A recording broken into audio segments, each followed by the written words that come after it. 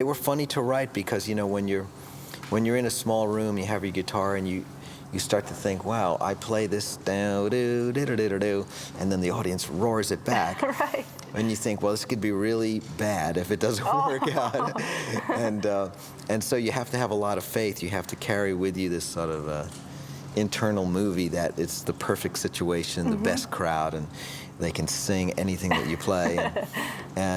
So I wrote that piece of music and with that faith and brought it to, you know, the band and my producer and said, I think this could work, but you know, I don't know how to do it mechanically. You've got to help me out. But you know, before you know it, we had a crowd of people in the studio and it worked. And then I thought, this is going to be great, because instead of improvising it on stage every night where the audience really doesn't know what I'm expecting of them, we put these songs out on record first, and they hear it and they go, this is an opportunity for me to be part of the show. And to sing back at Joe and the rest of the guys in the band.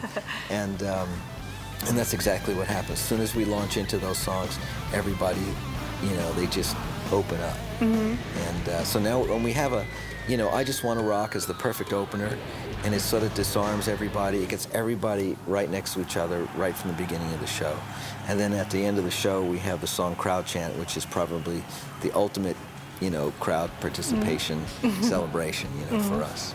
Oh, Crowd Chant was called something different in the beginning, right? Yes, it was. Yeah, what was that all about? Well, it's funny, you remember I was telling you about the awkward moment of being alone and writing it, and I was feeling like, well, this could be really silly or it could be really heavy. And I thought, well, I needed some extra sort of context in my mind as an excuse. So what I thought of was, I was just going back to Star Trek, this is funny, but I was thinking, okay, instead of it being just a concert, you know, plain song that you just pops up on a record, my concept for this was that this was on the holodeck of the Enterprise ship or whatever it was on the Star Trek, and that the crowd is actually the crew members of the ship, and they've gone into the holodeck where they program a concert just for have some fun. And so I had found on the internet these, I should say, free and legal samples of funny noises from the original Star Trek program from the 60s. And they were, you know, like 3 seconds of, you know, a scanner noise or a sick bay sound or a communication device, something like that.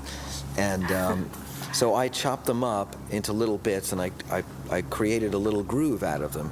And I added them to the drum part in the beginning, and it was just about, I don't know, 4 seconds of this in the beginning of the song. And then the song was called Party on the Enterprise. So during the 4 months where, you know, I wrote it and we were just about to finish, we could not get the people who own the rights to Star Trek and all of its components to agree to let us to waive, you know, the rights so that we could just use this little thing. And then my record company, Sony, really felt that there could be some legal problems, so they wanted me to sign off on them to absolve them of any connection of it. And I thought, well, this is silly. The song turned out so great, I said, I don't need these little Star Trek noises. And then the title became Crowd Chant because that was the working title.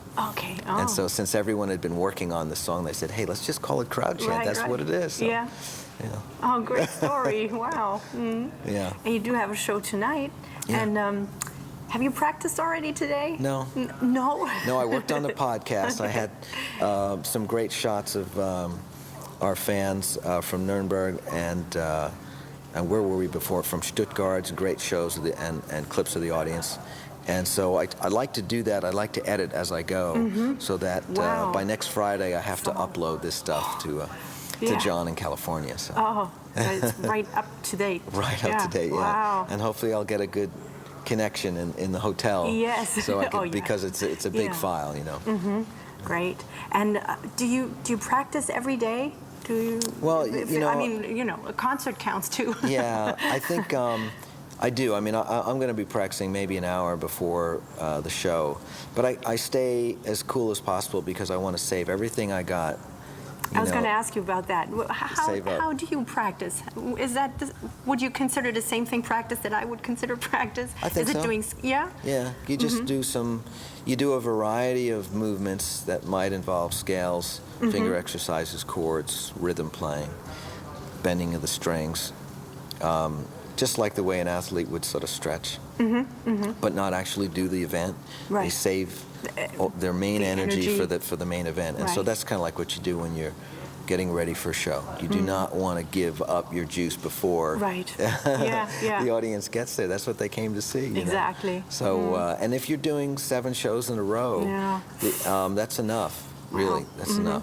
The performance is an entirely different animal than practicing for technical concerns. Yeah. You know, Yeah. You have your adrenaline going. yeah, it's completely different. Yeah. And just forget about all the physical stuff. It's very emotional. I mean, Yeah. you're looking at thousands of people. Yeah. You're trying Wow. to connect, and you give all that you have, and when you come off stage, you're completely drained. It's a wonderful feeling, but the next morning when you get up, you say, "Wow, I better just kind of lay low for a while until Yeah. I need that energy later on tonight." Where do you find your spots of relaxation? What is there anything that you can do for yourself to put you in a place where you feel you can just chill out and? Probably the tour bus. Yeah. Yeah, that's probably the best way to travel because it's a private, it's one of those few private zones Yeah. when you're traveling, and you can crawl on the bus early in the morning and go to sleep and wake up at 4 in the afternoon when you arrive at the next place. So, but it's better if you can get up out of bed and walk around.